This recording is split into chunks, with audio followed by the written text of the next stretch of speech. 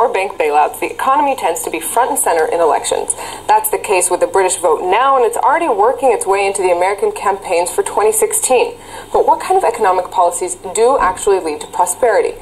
My guest tonight has some strong opinions on that. Dr. Yaron Brook is an author and executive director of the Ayn Rand Institute. Dr. Brook, good evening. Thanks very much for being here. Thanks for having me on. So I want to start out with two words that are used very frequently and are sort of vague, and I want your thoughts on them. Sure. The term big government. It's used very often for those who believe that big government cripples economies, cripples societies, and cripples growth. What does that actually mean for you, and why is it so bad? Well, it's not so much that it's big government for me. It's unlimited government. That is government that can do everything. That is empowered to get involved in our lives in every capacity. And I think in that sense, it's very, very destructive. It means that it regulates, it controls, and by doing so, it limits human potential and it limits economic activity.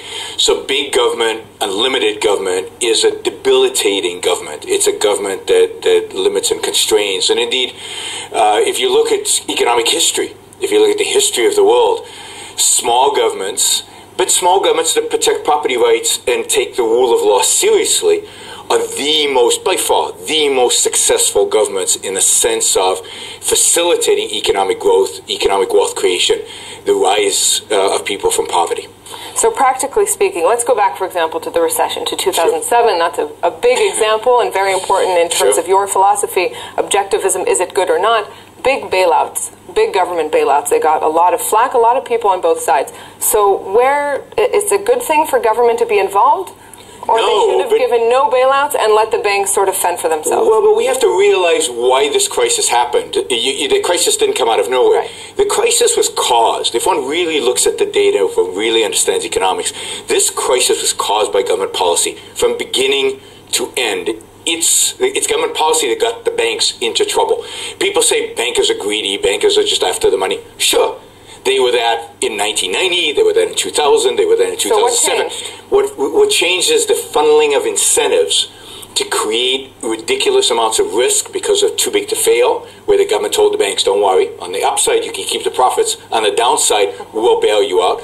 What changed is Freddie and Fannie, a commitment to expanding home ownership in the United States to 70%, which resulted in ridiculous standards for giving mortgages, and Freddie and Fannie, government entities basically, subsidizing all that. And what also changed is a Federal Reserve that kept interest rates for 2.5 years under the rate of inflation. In other words, they incentivized us to borrow money. Guess what you do when you incentivize people to borrow money? They borrow money. And so all the key factors that had to do with creating this crisis were government caused. And then, of course, the government got even more involved by bailing them out, by bailing the banks out. At that point, they should have stopped the involvement and not bailed out. Well, it's tricky. You'd have to make an assumption about, how damaging the collapse of these banks would be, given that you caused it, right? The government caused it. I would say this, and maybe this is too much detail, but I'd say that in March of 2008, if they'd let Bear Stearns fail, if they let them go bankrupt, then all the other banks would have turned around and said, oh my God, this is happening. They would have changed their behavior, and the disaster that happened in the fall of 2008 where the markets locked up, where they felt they had to bail out Lehman, they had to bail out AIG, would have never happened. So yes, I think they should have let the banks fail. They should have let the market correct. They shouldn't have printed money like crazy. Yeah, markets are beautiful things. They self-correct very quickly. What the government does is it interrupts, it interferes with that self-correcting mechanism. Let's take it to the individual, because there's also the issue of the entitlement state, and when we're talking about also Ayn Rand's philosophies for that matter, and of the Institute, sort of this let the individual fend for himself. Where do you stand? How far does that go in letting, it goes all the way. The rich get richer and the poor get poorer on their own? It goes all the way. It says that the government has no right to take money from one person and give it to another person. It has no right to force doctors to treat people that they don't want to treat for whatever reason. That means Social Security. It means also? There should be no welfare. It means that Social Security should be phased out. Now, I believe strongly that welfare hurts the poor. That when you give people a check and tell them, don't worry, we're taking care of you. It destroys their motivation to go and work. It destroys their motivation to come out of poverty. It denies them the pride that comes from working for a living, from taking care of themselves. And it destroys their life. It institutionalizes them into poverty. Social Security reduces the incentive in the United States to save, which has negative economic consequences, but also negative social consequences. Let's take a look, though. If we're talking about welfare and Social Security, for example, of course, there's definitely a fair point, and it makes sense to say that you need to sort of incentivize people to fend for themselves, so to speak. At the same time, what causes people to go into poverty or to need welfare or to need Social Security is a host of factors. It can be anywhere from, racism to handicap. So, on one hand, maybe a good thing. On the other hand, what do you say to those who cannot earn enough to make a living, not now and not in their future? So I would argue that the history of capitalism, the history of free markets, suggests that free markets creates more jobs than there are people. This is true in 19th century America. It's true even today in Hong Kong. People emigrate into countries like this, and they all find jobs.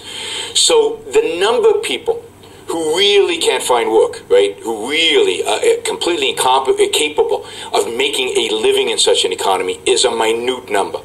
And we can take care of those people. We can take care of those people voluntarily, through charity, through all kinds of market mechanisms that existed in the United States in the 19th century. Nobody died in America on the streets in the 19th century, or almost nobody died. Somebody will come up with one, right? Because there was charity, there was mutual aid societies. You could buy insurance against poverty. You could actually there were insurance companies that insured you against poverty. You could buy unemployment insurance. For the millions who live in poverty and can't support themselves after a certain age, charity will be enough, you think? Yes, by far it would be enough. But I would say more than that. The reason there's so much poverty today is because of the lack of economic activity. The fact is, in the West, generally in the West, there's almost no economic growth. Economic growth is halted. And I would argue that economic growth is halted because of government intervention, because of regulation, because of redistribution of wealth, and because of bad incentives. If we freed up all the juices, the productive juices that exist in Western countries, but not just in the West, of course, all over the world, there'd be plenty of jobs. And those jobs would pay more because we'd free up a huge amount of capital, which would raise productivity and raise everybody's standard of living. Again, this is what history suggests happened. What we are doing and what governments are doing is counter to all the historical and the economic evidence. So I want to take you, though I have many more questions about the economic side, I want to take you to the foreign affairs side, because your philosophy also carries into that, into, for example, the United States' action in its foreign policy and its action specifically towards Islamic fundamentalism. What is the U.S. doing wrong in its fight against Islamic fundamentalism? Well, it's doing everything wrong in my view. One, it won't actually say that it's fighting Islamic fundamentalism, right? We're fighting terrorism. We're fighting Obama's term is extremism, which is ridiculous. You can't fight an enemy you're afraid, literally afraid to name. We don't even, at this point, are not even willing to name the people who tried just a week ago to attack a free speech event. We won't even name them with the term Islam. So you can't find an enemy you're afraid to name. But then, once we name the enemy, we've got to identify the source of the problem. And the source of the problem is not ISIS, it's not Al-Qaeda. These are consequences. The ideology, the money, the arms, all comes basically from two countries, and that's it. It comes from Iran on the Shiite side and Saudi Arabia on the Sunni side, and often the Sunni and the Shiite work together, and in terms as of we see with Hamas. When we're talking about on the economic side, there should be less involvement. On the foreign affairs side, to fight this, is that also the case? Less government involvement? No, less I think this is the one job of government. The one job of government is to defend us, is to protect us. So America needs to be a lot more aggressive in protecting our lives as American citizens. It needs to back away from economics, and it needs to be much more aggressive when there's a real threat. I don't think American troops should be all over Africa. I don't think American troops need to be in South Korea. They don't even need to be in Europe. How do you define what's the threat? What's a real threat? Well, between all of the threats existing today, there's no shortage of them. In terms of a military threat to the United States, there's only one. It's not a big threat, in my view, if America took it seriously. The one threat that America faces comes from Islamic totalitarians. Russia is not interested in threatening the United States right now, and neither is the rest of Asia. So that's the one issue they should be dealing with. On that note, with the one threat that we'll keep in mind, Dr. Yaron Brook, very interesting. Thanks very much. And for whoever is interested, read Ayn Rand's Atlas Shrugged. Thanks very much for this. And thanks to our viewers for being with us. That's it for us for tonight. Tomorrow we'll be here at the same place, same time in the Jaffa Port. Have a great night.